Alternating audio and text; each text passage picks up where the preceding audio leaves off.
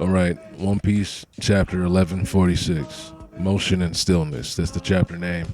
I kind of like it. It's like inaction is an action. You ever heard of that? Doing nothing is doing something. You ever heard of that type of thing? I like that type of mindset. It's all about perspective, right? So we all knew, we kind of all figured that OT would be going to Yamato's side. You know, I figured that. A lot of other people figured it. I'm pretty sure I said it last chapter review. I don't remember if I did. But that means obviously page one, Momo, or not Momo, what's her name? I forgot her name. But they're all going to follow too, right? They might become a crew with her. I don't know if she's going to get a crew or they're going to become her scabbards. Same thing with Momonosuke. Momonosuke is going to do a Odin thing with Yamato, is what I'm trying to say. So Gonko starts off pulling up on the Straw Hat crew. Usopp and the rest of them assume that she and the rest of the other people that she's probably with are the human intruders. This is what they look like. She says, no, we're gods. What are you talking about? The Usopp immediately draws a comparison to Enil, Eminem, or the Celestial Dragons, right? So Colin protests, give me my friends back. She's even speaking like a god, saying, hold your tongue, boy. They're talking like Kratos and shit, right? So they assume she's the Celestial Dragon, but Brook corrects them and says, no, I suspect there's something above that, the Holy Knights. Brook being Brook, the oldest Straw Hat crew member, and probably one of the oldest people in the show that's alive, obviously, right? Other than the enemies. I never thought of that, right? Brook being Brook is probably the oldest person in the world alive outside of all of the enemies, because the enemies seem to be immortal. So, I mean, as far as like, who is it? I'm trying to think. I can't think right now. Emu. As far as Emu and the Gorosei, okay? Brook is probably as old as some of them, and the God Knights, or the Holy Knights, I should say. So Brook has a lot of years on him, okay? That's a good thing to note down. And like Robin, similar to Robin, Brook always holds little pieces of information because he's been around for so long. He has a lot of wisdom. Robin knows a lot of things too. She's read all the poneglyphs basically thus far, okay? She has a lot of information from living in O'Hara and what people have told her and what she's learned on her own. She's not as old as Brook, but she has a lot of wisdom too. That's why a lot of people want her, okay? Dragon included, Luffy's father. She would be really useful for the revolution, but she's a Straw Hat. So outside of her, Brook will be the person to give you random information tidbits about the world and other things that we're kind of encountering that, have a history to them. So Gonko's attacking the crew, and Nami doesn't move the shark tempo. Okay, the shark tempo is the electric shark. She uses Zeus to turn into a shark. I don't know how, but it's happening. And we think Nami gets electrocuted, but no, it's Brook. I know a lot of people won't like this scene because it's like a gag, but you got to understand one thing, man. This is a shonen. You can't expect the shonen to act like a seinen manga or something any better than that. It's going to pull itself back, okay? That's what I'm trying to say. It's always going to pull itself back to being a shonen. It's going to fit that frame, and we're going to get those little moments like that all the time, okay? So Gonko's talking about how the world was supposed to not know it's going to die, but people like Clover and Vegapunk exposed the truth.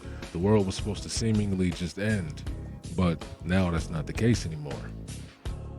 Usopp landed a killing blow on Gonko, blowing up her whole upper half of her body. Okay, Nami says it's gruesome. Yeah, that shit was gruesome. So if he does that to normal people, or, other people, right, he can kill them. I don't know why he did that shit off rip. Like, just hitting her with a strong attack. Like, did he not know that was going to kill her? I guess he didn't. He didn't know. Maybe they're fragile, but that's their the plus side to them, right? They're fragile. Maybe they don't have hockey. I don't know. We got to find that shit out later. I don't know why she's so fragile.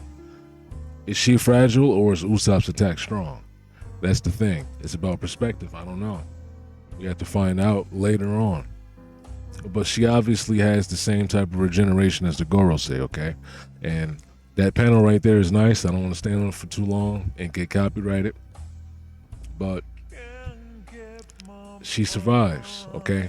She's talking about how a countdown begins to the end of the world, and a vast war is going to ensue, dragging the entire world into a war. That's something that we already knew.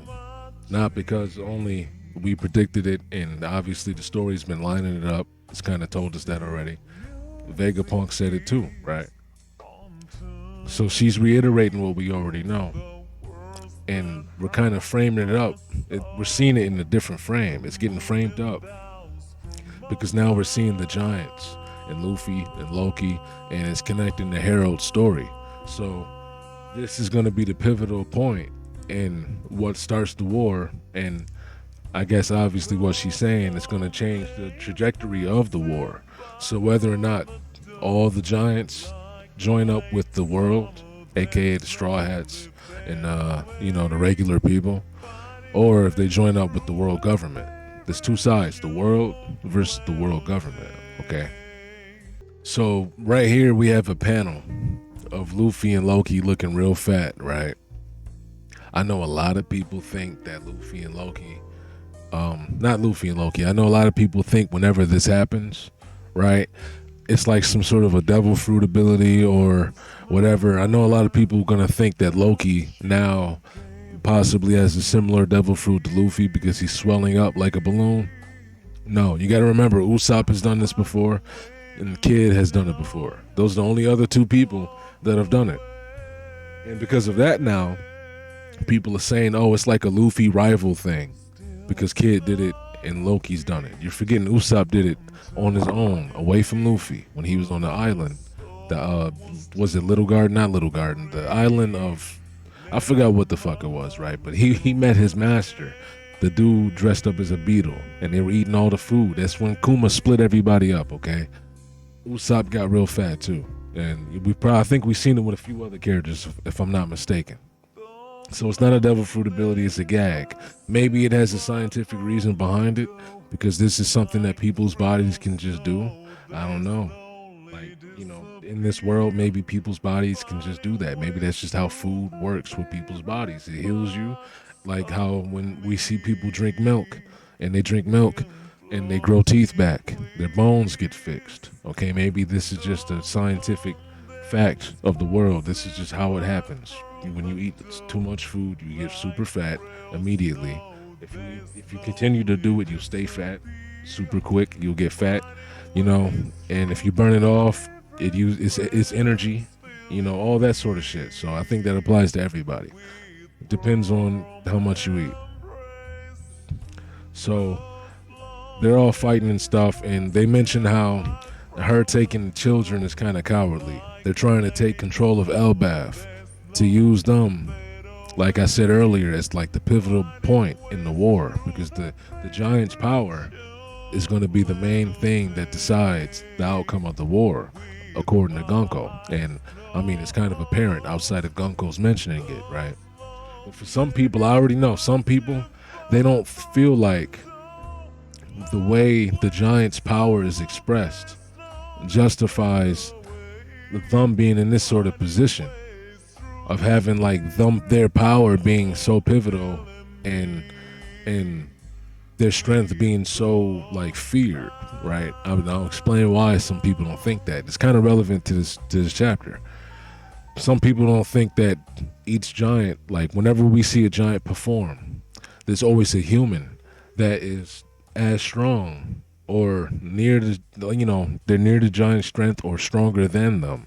So they can either subdue the giant or fight them on par or completely knock the giant out and get rid of them, make them a non-threat anymore, right? So when people see this happen a lot, they start to think that the giants don't really hold any real power within the world of One Piece, right? And this isn't exactly true, okay? Because you have to really think of it in a different perspective. Most humans, the humans we see do that, have either a unique ability that makes them do that. That's highlighting how feared and how strong the devil fruits are, because most giants don't have devil fruits. They're just that strong naturally. Imagine a strong giant with a devil fruit and hockey. Okay, they most giants just have strength and hockey that we know of. Okay, they don't all have devil fruits like people and little people do. Okay, I don't even know if they can consume them or if that's a problem, but we've seen giants with devil fruit abilities, right? So that's not like have we? I'm thinking of the guy on Blackbeard's team, but his devil fruit, he's a human with a giant devil fruit. Let me know in the comments below, have we seen a giant with a devil fruit? I can't really think of one right now. I might be tripping on that. I might be crazy saying that I haven't seen one, but I can't think of it.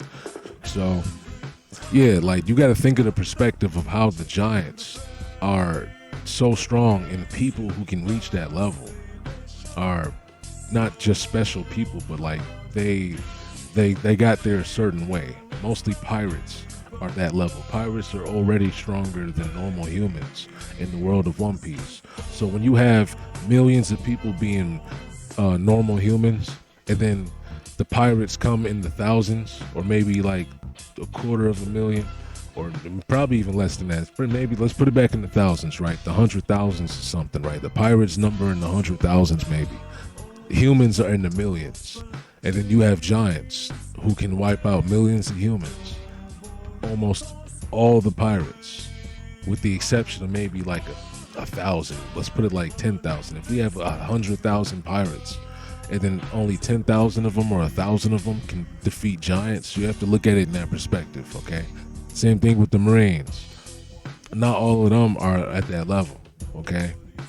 You see how a new ranking of admirals can replace the old ones, and they're at a new level in the new world, and they're strong. Okay, you can just say it's writing, but it makes sense for younger people to have been ready to replace the older people, and they're at that same power level. Okay, Fujitora, people are on his level already. Baby Doll and her new group, they're kind of up there with where they used to be at, right? So I digress, right? Gunko turns Jinbei and Brook's attack onto each other. Brook's head gets knocked off. That shit is kind of funny. His head gets knocked clean the fuck off, right? She knees Usopp in his face. I can't keep it on that panel for too long. I'm not trying to get copyrighted. Jinbei rocks Brook's head the fuck off. He knocks his head clean off. Jinbei gets stabbed by Brook. Nami gets kicked in her face. I thought Oda was gonna have Nami's face fucked up or something like that, but we seen Usopp's face is fucked up later. Nami's face wasn't fucked up. You know, the whole crew got wrecked. So everybody's saying that Gunko might be a Zoro fight, and she could, because Zoro is bad with directions. So if Zoro fights with somebody, or if he fights by himself, what if he can ignore her directions? Her redirecting, okay, her redirections, right? What if he can ignore her redirections because he's already bad with directions? That would be a good thing. That would be funny. I would like that. I've seen people say that. That's not my idea. I didn't think of that on my own. But I would kind of like that. I'm not going to front, okay? So Nami gets knocked away. We see, I forget his name, damn. I forgot his name. I'm not going to take too long. Is it Summers? I think it's Summers. Right, he gets he's in the school, putting all the giants to sleep, knocking other giants out, and he's using the transponders now, I guess, to speak to the entirety of Elbaf. Well, not the transponders now, but what you see off screen, the giant transponder pill bug. That's what it's called. Okay, I almost forgot, but the giant transponder pill bug, he's using that to communicate with the entirety of Elbaf. Because they're talking about how the communications are bad in Elbaf, and I was talking about that earlier in a different video, how it seems like they have a completely different means of communication, and their shit might be behind in technology level compared to the rest of the world. So they've really secluded themselves in a way, right? So Saul put Chopper and Robin in the back of his head. So they're hiding in his hair, and this guy's making Saul fall face forward. on the spikes, because I guess he likes torturing people, right? Maybe this was Summers, I forgot. But the other guy, the other celestial or holy knight, I gotta learn their names. He's making Saul fall forward, face down. He said, isn't this the admiral that was supposed to die on O'Hara? So I guess he remembers him, right? So I guess he's trying to get his payback and, get the job done that was supposed to get done before by getting rid of Saul. And I assume that if they're mentioning Harold, right, they must have had some sort of plan in the past. It must have been a plan with King Harold to like swear some sort of like allegiance to the world government in exchange for, I don't know what they could have exchanged it for though, but there was obviously some sort of plan in the past to exchange and have allegiance with the world government from King Harold's point of view on the behalf of Elbath. So, he's the king, right? So he fucked it up. We're going to find out what he means by he fucked it up. Is it because he died? Is it because he refused that he died? I don't know. We're going to find out. Loki is going to end up probably telling us what happened in that throne room. He still has to tell us the story. His brother Harolden, Harolden is not happy. He wants to hear that story. Oops, my bad, I hit the mic. I'm not editing that out. Harolden wants to hear the story. We all know he does, right? So will he finally hear that story? I hope he does, because I want to hear that shit too. What the fuck did Loki do? Is Loki a bad guy? We got to figure that out. Like, we need to know for good, okay? So that's the end of the chapter, okay? I really have nothing else to say, nothing else to talk about. I think I said everything. This is really it. If you fuck with the video, leave a like, subscribe. If you don't want to do that, you don't have to do it. It's optional. I'm out.